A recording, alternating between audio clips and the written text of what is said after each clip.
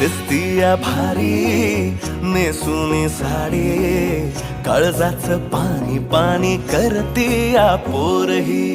आता क्यूट वाली गावरान बोली, खट्याळ थोडी माझ्या काळजाची चोरही.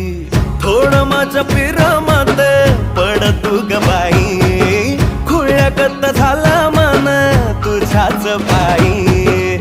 आता मला लागली या लग्नाची घाई, भाई आता बोलू नको अग माझी राणी.